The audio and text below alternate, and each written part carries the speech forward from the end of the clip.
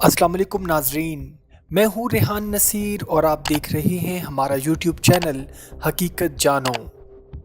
दोस्तों, बेशक इस्लाम दीन हक है और यहूदो नसारा इसको जितना भी झुटला लें, इसकी हकीकत को ख़त्म नहीं कर सकते।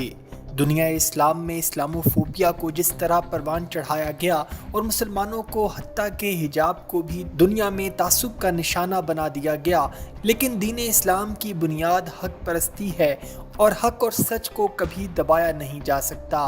आज की वीडियो एक ऐसे ही शख्स के बारे में है जो एक कट्टर ईसाई घराने में पैदा हुआ और जवानी तक इस्लाम के बारे में शदीद इस्लाम मुखालिफ जज्बात से भर चुका था। इस्लाम को दुनिया में एक दहशतगर्द मजहब साबित करने के लिए और इस्लाम मुखालिफ इक़दामात में वो आगे आगे रहा और इस्लाम के ख़िलाफ़ इंटरनेशनली आवाज़ उठाने के लिए वो पॉलिटिक्स का हिस्सा भी बना और इस्लाम मुखालिफ जज्बात उभार कर वो हॉलैंड का मेंबर ऑफ पार्लियामेंट भी बन गया और दुनिया में आकाए दो जहां हज़रत मोहम्मद सल्लल्लाहु अलैहि वसल्लम की शान अक़दस में गुस्ताखियां करने वाले और गुस्ताखाना खाके बनाने वाले गेट विल्डर्स का भी साथी रहा। एक रोज़ इस्लाम मुखालिफ जज्बात से भर कर उसने ये फ़ैसला किया कि वो एक इस्लाम मुखालिफ किताब लिखेगा जिससे वो पूरी दुनिया में इस्लाम को बदनाम करेगा, और यही फ़ैसला उसके कबूल इस्लाम की वजह बन गया। सुभान अल्लाह। इस्लाम मुखालिफ एंटी इस्लाम किताब लिखते लिखते वो इस्लाम से और हज़रत मोहम्मद सल्लल्लाहु अलैहि वसल्लम से इस कदर मुतासिर हुआ कि कलमा हक पढ़े बगैर ना रह सका।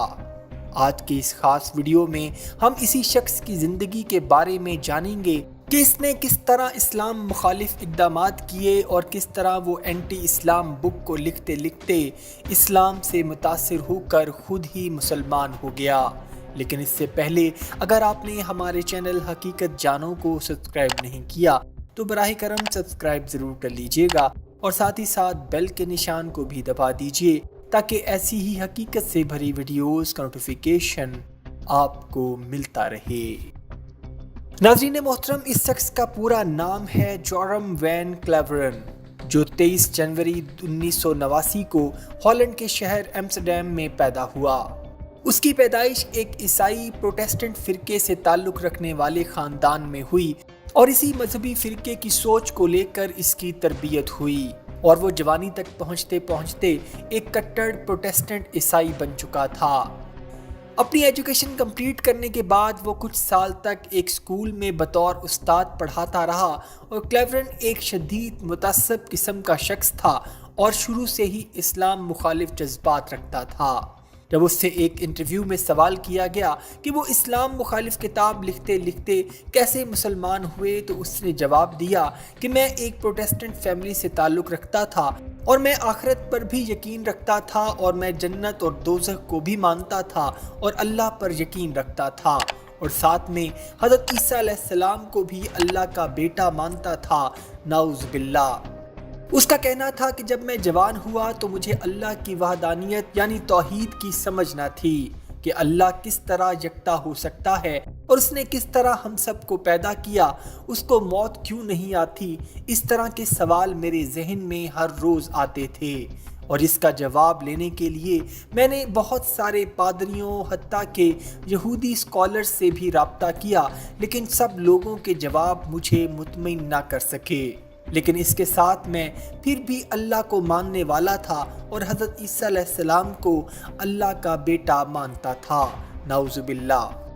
जब उसे पूछा गया कि उसने इस्लाम मुखालिफ किताब लिखने का फ़ैसला क्यों किया और इस्लाम मुखालिफ जज्बात उसके दिल में किस तरह डेवलप हुए, तो उसने जवाब दिया कि ये 11 सितंबर 2001 का दिन था जब मैं पहले दिन अपनी यूनिवर्सिटी गया और वहाँ एक मुस्लिम लड़कों का ग्रुप था जिसके बारे में मुझे कुछ लोगों ने पहले ही आगाह कर दिया कि ये मुस्लिम लड़के ठीक नहीं और ये जिस मज़हब को मानते हैं वो भी झूठ पर मबनी है। नाउज़ु बिल्लाह। उसके कुछ साल के बाद एम्स्टर्डम में एक फिल्म मेकर थ्यू वैन गॉफ, जिसने इस्लाम में औरतों पर जुल्म और नाइंसाफ़ी को बुनियाद बनाकर एक फिल्म को डायरेक्ट किया, उसको सड़क पर कत्ल कर दिया गया, जिसकी तहकीक के बाद ये पता चला कि उसको किसी मुस्लिम ग्रुप ने निशाना बनाया। دوستو کلیورن کا کہنا ہے کہ اس واقعے کے بعد میرے اندر اسلام مخالف جذبات بہت زیادہ شدید ہو گئے اور میں نے اسلام کے خلاف اپنے ملک میں آواز اٹھانے اور اسلام کے خلاف اقدامات کرنے کے لیے پولیٹکس جوائن کی اور میں ممبر آف پارلیمنٹ بن گیا، اور پھر میں گستاخ رسول حضرت محمد صلی اللہ علیہ وآلہ وسلم گیٹ ولڈرز کے ساتھ مل کر اسلام مخالف ایکٹیوسٹ بن گیا، اور ہم دونوں نے مل کر اسلام اور اسلامی برقع اور حجاب کے خلاف پارلیمنٹ میں آواز اٹھائی۔ اس دوران میں نے فیصلہ کر لیا تھا کہ میں اسلام کو غلط ثابت کروں گا اور ریسرچ کر کے ایک کتاب لکھوں گا کہ جس میں اسلام کی حقیقت سب پر ثابت ہو جائے گی کہ اسلام صحیح مذہب نہیں ہے۔ اس کا کہنا تھا کہ جب میں نے کتاب لکھنے کا آغاز کیا تو میرے ذہن میں اللہ کو لے کر جو بھی سوالات تھے جس کا مجھے ابھی تک کوئی تسلی بخش جواب نہیں مل سکا تھا، اس کا جواب میں نے اسلام میں بھی ڈھونڈنا شروع کر دیا اور بائبل اور قرآن کا کمپیریزن یعنی موازنہ کرنا شروع کر دیا تاکہ میں اسلام کو جھوٹا ثابت کر سکوں۔ دوستو کلیورن کا کہنا ہے کہ جیسے جیسے میں نے موازنہ کیا تو مجھے قرآن اور اس کی تفسیر میں میرے سوالوں کے جو جوابات ملنے لگے وہ بہت حد تک منطقی دلائل پر مبنی تھے، جس سے میں توحید کے بارے میں مطمئن ہوئے بغیر نہ رہ سکا، اور اس سے پہلے میرے سوالوں کی اس طرح کی تشریح مجھے بائبل اور پادریوں سے کبھی نہیں ملی تھی۔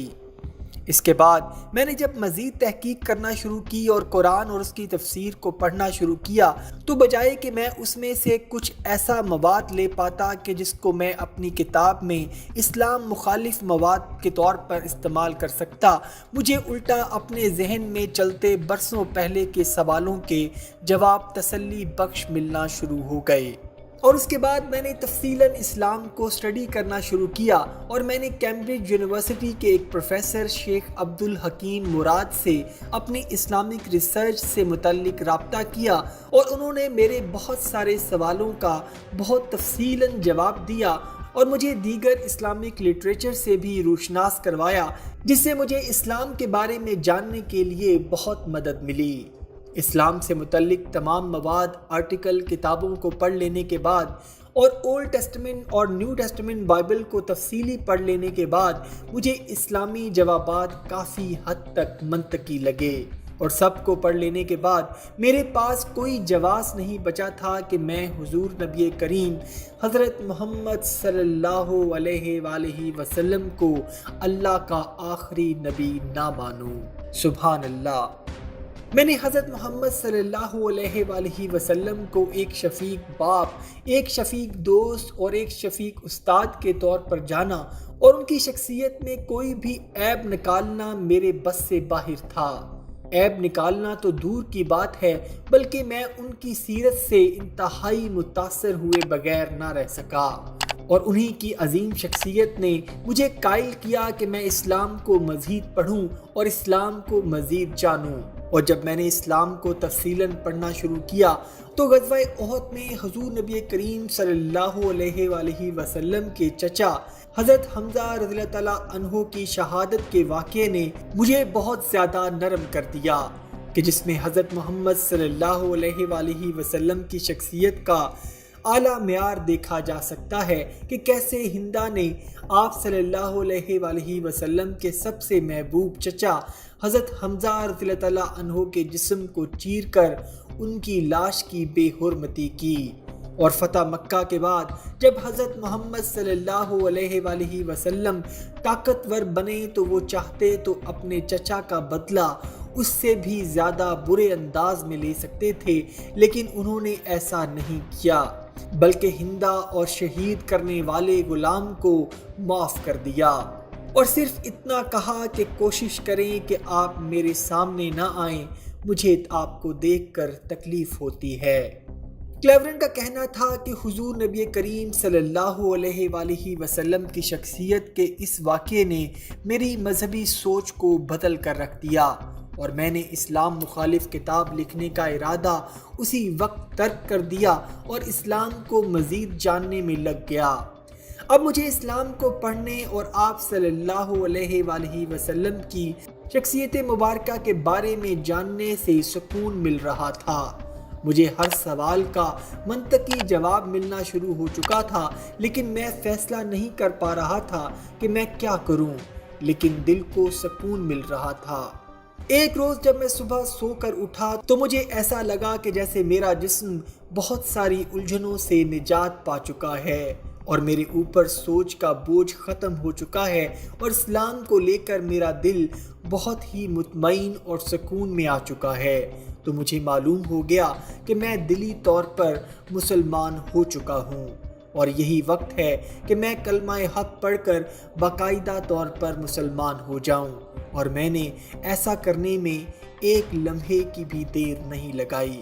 کیورن کا کہنا ہے کہ مسلمان ہونے کے بعد جب میں نے اپنے گھر والوں کو بتایا تو سب بہت حیران اور پریشان ہو گئے، کیونکہ سب کے سب پروٹیسٹنٹ کٹڑ عیسائی مذہب فرقے سے تعلق رکھتے تھے، اور میری بیوی نے بھی اس فیصلے پر حیرانگی کا اظہار کیا، لیکن اس نے مجھے سپورٹ کیا۔ البتہ میری بیوی ابھی مسلمان نہیں، لیکن وہ مجھے سپورٹ کرتی ہے اور میرے سمیت میرے بچوں کے لیے بھی حلال کھانا بناتی ہے، اور میں کوشش کروں گا کہ میرے بچے بھی اسلام کو سمجھیں اور اسلام کی طرف رجوع کریں۔ اور اس کا یہ بھی کہنا تھا کہ میں نے اسلام کے بارے میں بہت شدید الفاظ بھی بولے ہوئے ہیں، جس پر میں ہر وقت اللہ سے معافی مانگتا رہتا ہوں، اور بے شک اللہ مجھے معاف کر دے گا۔